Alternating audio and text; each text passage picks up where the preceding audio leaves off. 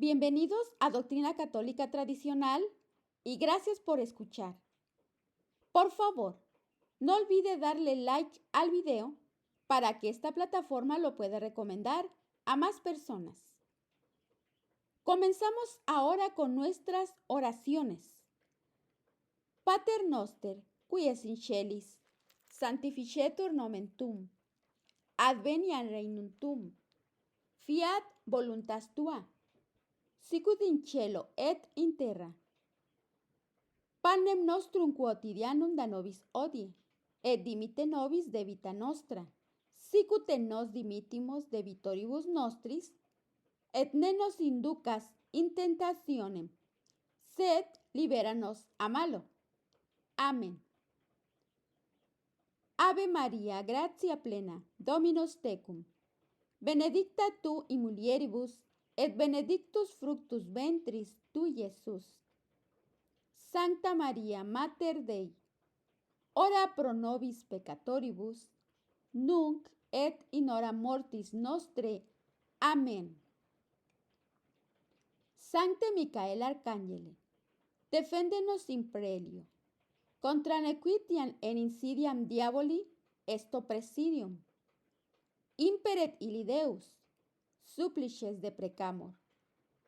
Tuque princeps militia celestis, Satanam aliosque spiritus malignos, qui ad perditionem animarum pervagantur in mundo.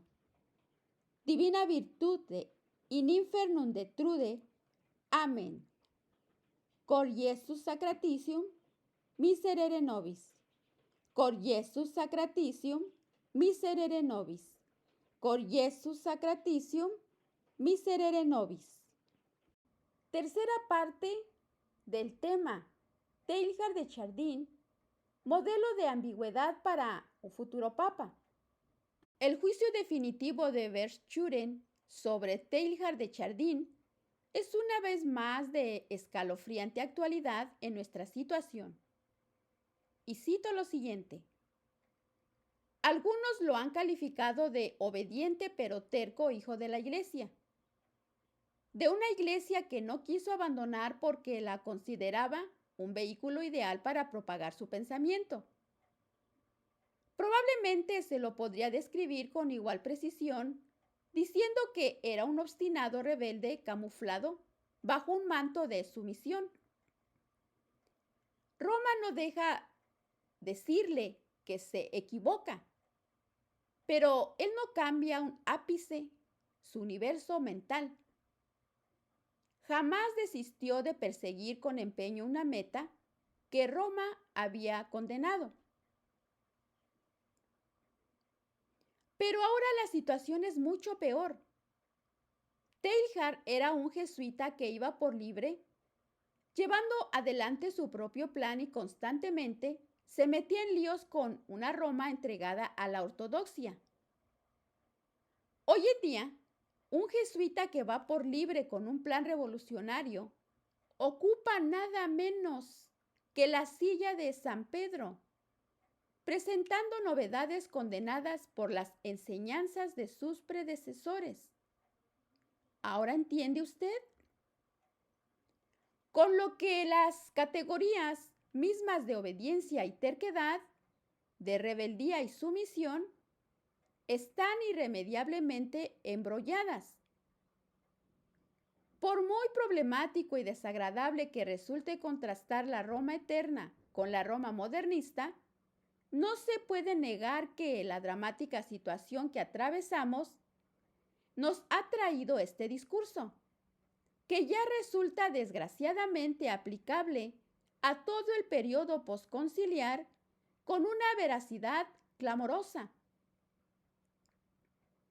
Otra cosa que da a pensar es el selecto grupo de destacados católicos que se han atrevido a elogiar la obra de Teilhard de Chardin a pesar de su brujeril brebaje a base de materialismo, evolucionismo, sincretismo y panteísmo.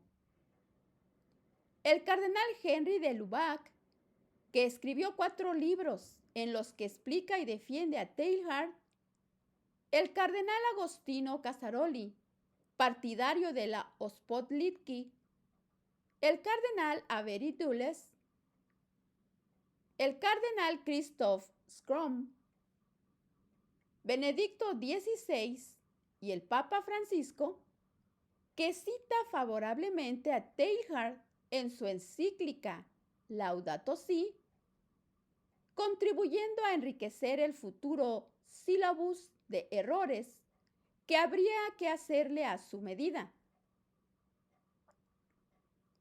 Anhelamos de corazón el día en que el Santo Oficio, cambió de nombre. Ahora la Congregación para la Doctrina de la Fe publique un motimum condenando muchos documentos aparecidos en este pontificado, que sea comparable al promulgado por el mismo Santo Oficio el 30 de junio de 1962 con respecto a los escritos de Teilhard de Chardin.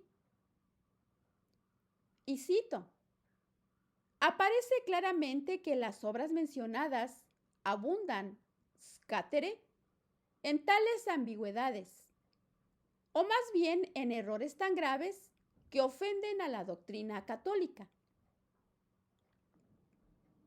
Resulta paradójico que el anglicano Lewis manifestara una sensibilidad mucho más católica que las autoridades eclesiásticas actuales, cuando en 1960 le escribió a un amigo jesuita estas palabras: ¿cuánta razón tuvo nuestra compañía al silenciar a Chardin? Un amigo me acababa de recordar la excelente crítica de Teilhard que se encuentra en el libro de Jacques Maritain, El campesino de la Garona. Un viejo laico se interroga sobre el tiempo presente. Maritain cita varios pasajes más de Teilhard que completan la selección que presentamos anteriormente. Tal vez sea este el más condenatorio. Está tomado de una carta de Teilhard de Chardin que se publicó en 1965. Y cito lo siguiente, pongamos mucha atención aquí. No se trata de superponer a Cristo al mundo, sino de pancristianizar el universo. El punto delicado. Ya hablé de él de pasada cristología y evolución.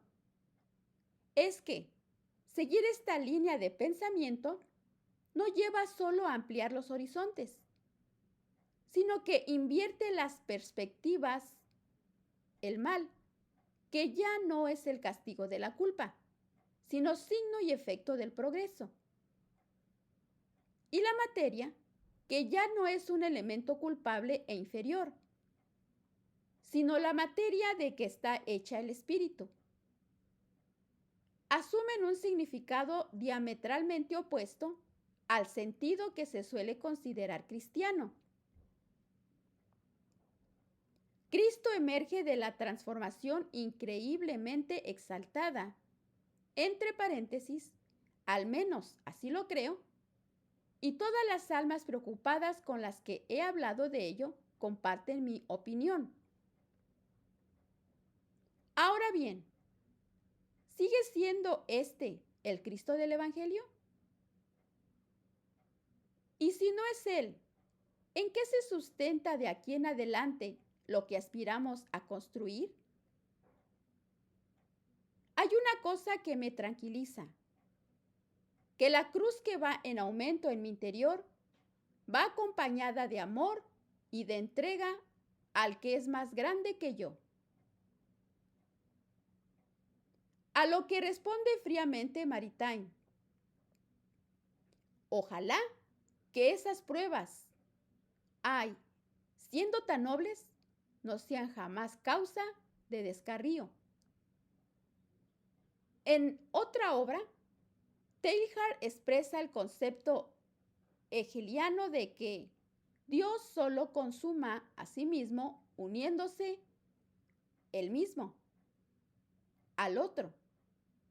Lo que infunde vida al cristianismo no es un sentido de contingencia de lo creado, sino un sentido de que el mundo y Dios se culminen mutuamente. Inevitablemente, Dios es conducido a fundirse con lo múltiple a fin de incorporarlo a sí mismo. El cardenal Charles Journet, uno de los mejores teólogos dogmáticos del siglo XX, dedicó un extenso estudio al sistema de pensamiento teilhardiano. En particular, objetó la manera en que éste escamotea el mal moral. Según Teilhard, el mal, en nuestra perspectiva moderna, de un universo que está en proceso de cosmogénesis, ya no existe. Porque lo múltiple, por ser múltiple, es decir, que esencialmente está sometido al juego de probabilidades de alteración en su organización, es totalmente incapaz de progresar hacia la unidad sin engendrar el mal por aquí y por allá. Estadísticamente es inevitable. Señala Journet que a Teilhard de Chardin, su pasión por la cosmogénesis lo llevó a escribir páginas intolerables sobre intuiciones profundas de sistemas totalitarios, sobre la guerra de Abisinia y sobre los mitos del fascismo y el comunismo. En una carta fechada el 19 de junio de 1953, Teilhard declara lo siguiente: fundamentalmente, nuestro universo siempre ha estado, y ningún universo concebible podría ser de otra manera. Mezclando en su totalidad y desde sus orígenes con golpes de azar buenos y malos, es decir, en estado de pecado original, o sea, que es bautizable. El cardenal Journet concluye con estas palabras: si rechazamos su doctrina, nos mantendremos fieles al cristianismo tradicional. Aceptaremos la revelación cristiana tal como se ha preservado y desarrollado a lo largo de los siglos por el magisterio mediante la asistencia divina. Y si por el contrario aceptamos la cosmovisión teilhardiana, sabemos desde el principio que nos ha advertido debidamente qué conceptos del cristianismo tradicional habrá que alterar o abandonar. La creación, el espíritu, el mal, Dios y sobre todo el pecado original, la cruz, la resurrección, la parusia y la caridad. Evaluando este juicio, Maritain sintetiza la doctrina teilhardiana calificándola de cosmoteología gnóstica de estilo hegeliano. El eminente tomista Etienne Gilson lo comentó de la siguiente manera: las frases entre comillas inglesas corresponden a las palabras de Teilhard citadas en el texto de Gilson, que va entre comillas españolas. Cualquiera que estudie la historia del pensamiento cristiano no se sale de un terreno conocido. La teología teilhardiana no es sino otra gnosis cristiana, y como todas las gnosis desde Morción hasta hoy en día, es teología ficción. Se reconocen todas las características típicas: una perspectiva cósmica de todos los problemas, o quizás deberíamos llamarlo perspectiva cosmogenética. Hay un material cósmico, un Cristo cósmico. Y dado que Él es el centro físico de la creación, un Cristo que es esencialmente evolucionador y humanizador. En resumidas cuentas, un Cristo universal como explicación del misterio universal que no es otra cosa que el misterio de la encarnación. Así pues, la cosmogénesis se convierte en cristogénesis, dando lugar a lo crítico y a lo cristófera.